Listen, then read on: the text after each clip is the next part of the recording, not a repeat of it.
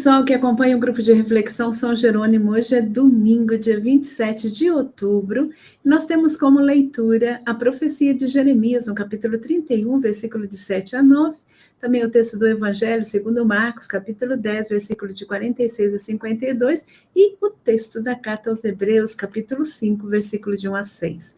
Bem, a profecia de Jeremias, ele tem como ponto principal a restauração do povo no contexto de exílio.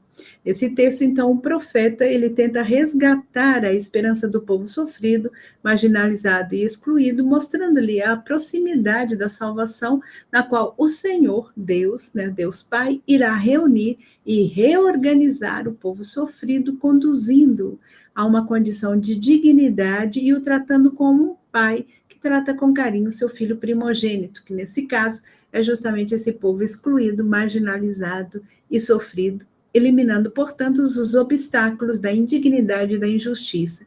Esse texto ele vai nos ajudar a compreender no Evangelho, pois Jesus revela, realizando esse projeto de Deus Pai, que é descrito nessa profecia de Jeremias. Bem, nesse itinerário catequético de Marcos, a narrativa do cego Bartimeu ele é bastante importante, porque ele representa justamente a cegueira dos discípulos que ainda não entraram aí na lógica do reino de Deus e também não compreende o messianismo de Jesus, que vai na contramão de qualquer expectativa messiânica pré-estabelecida na época. Bem, o autor, ele se serve de dois gêneros literários, né? Um será do milagre, da cura, e outro será do relato de vocação.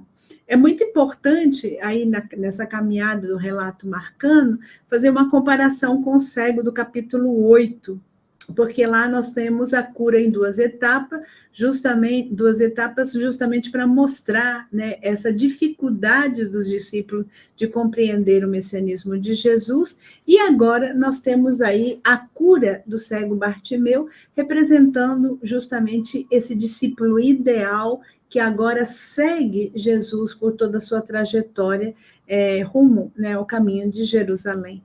Bem, o texto ele inicia com deslocamento espacial, ou seja, Jesus, os discípulos, eles atravessam Jericó. Nós temos que recordar que Jericó é uma cidade bastante importante, porque será aquela do final aí da travessia, para a entrada na Terra Prometida, justamente no livro de Josué, talvez querendo estabelecer uma ligação entre o projeto da Terra Prometida, que agora se realiza, e esse projeto também de Deus que se realiza com a cura do cego Bartimeu, que será o último milagre aí do Evangelho, marcando que tem vários milagres. Bem, nós vamos ter aí a saída de Jesus de Jericó, indo justamente rumo a Jerusalém, que será a consumação, portanto, da missão na Terra, na Cidade Santa. Nós temos aí o caminho da paixão, morte e ressurreição de Jesus, que vem sendo anunciado. Nós temos aí 3 anúncios que aconteceram no relato do Evangelho segundo Marcos, que foi já nos apresentado durante o decorrer desse ano. Bem, por unir milagre e justamente o chamado, esse cego ele tem nome e também tem procedência. Ele se chama Bartimeu, que significa Bar, filho de Timeu. Esse significado é dado aí no texto, porém a palavra Timeu, ela pode ser proveniente de 2 raízes aramaicas, que significa impureza e pobreza, talvez para significar essa condição inicial desse cego. Mas ela, em grego, Timeu, significa honroso, valioso, precioso. Talvez o autor está jogando aí com esse nome, para mostrar todo esse caminho que vai acontecer com esse cego nesse relato.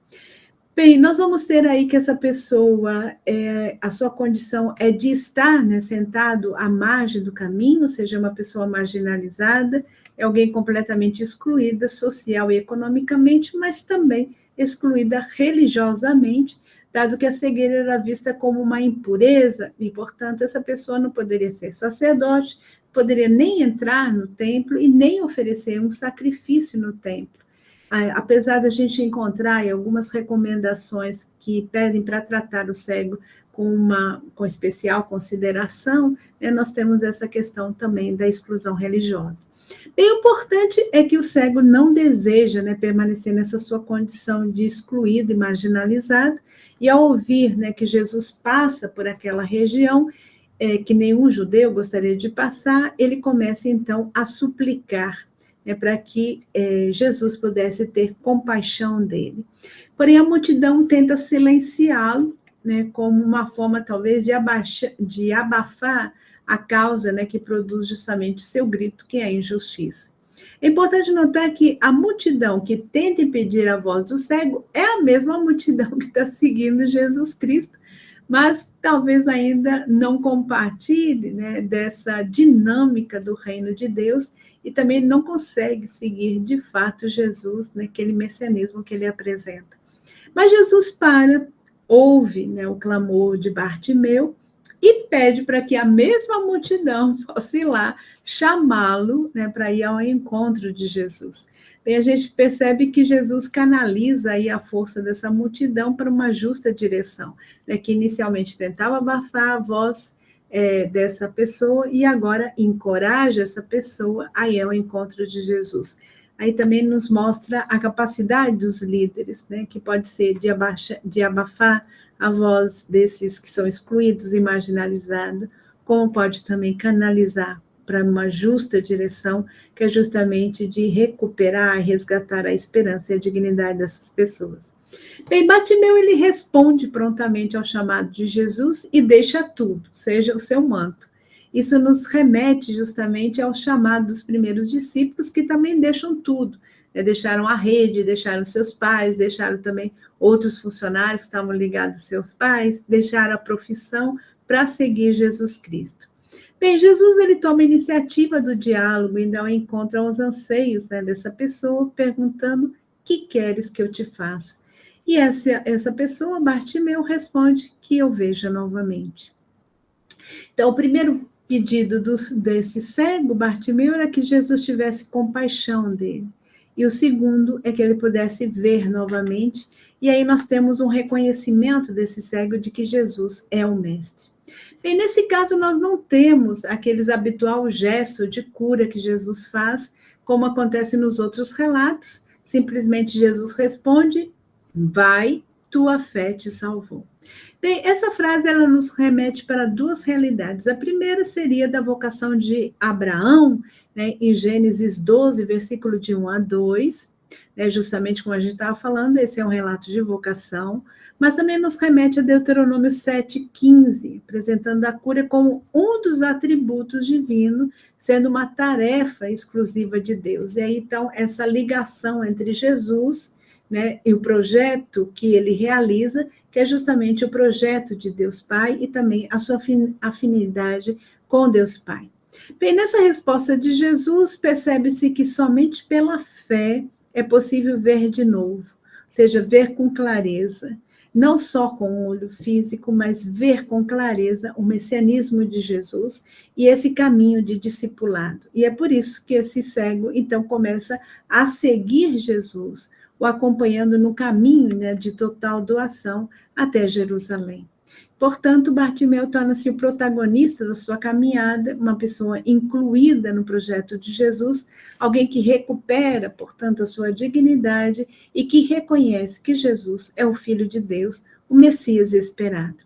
Bem, essa relação entre Jesus e Deus, como eu já dizia, ela é expressa agora na segunda leitura da carta aos Hebreus, no capítulo 5, de 1 a 6, que está justamente num contexto onde o autor tenta argumentar que Jesus é digno de fé e também ele é misericordioso, e que ele será o único sacerdote, ou seja, o único mediador entre Deus e as pessoas.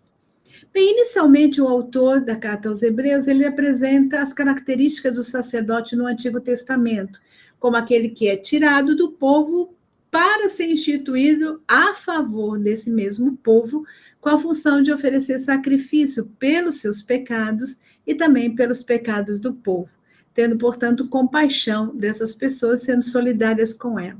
Bem, essa introdução, né, com as características do sacerdote, ele prepara o argumento, né, que tem como finalidade mostrar Jesus como o único sacerdote, o único mediador entre Deus e a humanidade, que não apresenta sacrifício, mas a si mesmo, né, doando, portanto, a sua vida para a salvação de todos, porque ele é compassivo, ele é misericordioso e ele é solidário com as pessoas.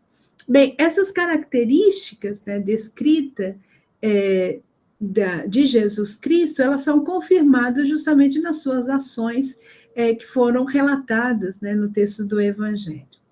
Bem, gente, então hoje a gente pode, né, nos perguntar como é que nós exercemos a nossa missão que recebemos no batismo de ser rei, profetas e sacerdotes, seja esses mediadores entre Deus e a humanidade, esses profetas e profetisas que anunciam a esperança, né, esses reis e rainhas que eliminam, portanto, o caos, né, de qualquer caos, caos moral, né, o caos da morte, o caos do mal, né, o caos do pecado. Bem, os excluídos e excluídas são chamados de filhos e filhas de Deus, né, filhos primogênitos de Deus. Nós temos essa consciência. Nós estamos entre as pessoas que ajudam a recuperar a dignidade dessas pessoas ou entre a multidão que tenta abafar seu clamor, que tenta abafar seu grito, ou seja, que tenta abafar a causa da injustiça? Quais são as cegueiras que nos fazem resistir a uma compreensão existencial do seguimento e do messianismo de Jesus? Que manto, né, você deve deixar para estar disponível ao seguimento de Jesus, até a doação, né, total da própria vida? Nesse dia também nós podemos recordar, né, das pessoas que com coragem lutam para a eliminação de toda a exclusão, marginalização, e que contribuem, né, para resgatar a dignidade das pessoas, para resgatar também a esperança, né, dessas pessoas que estão à margem, né, no caminho, à margem do caminho. Bem, eu desejo para você, né, um bom domingo para todos e para todas, possamos recordar, né, dessas pessoas com carinho, né, que têm uma missão tão importante, que talvez, né, nessa lista também possamos estar cada um e cada uma de nós, né, que exercemos o nosso batismo e que temos assim essa preocupação no nosso coração de tornar o reino de Deus visível no nosso meio.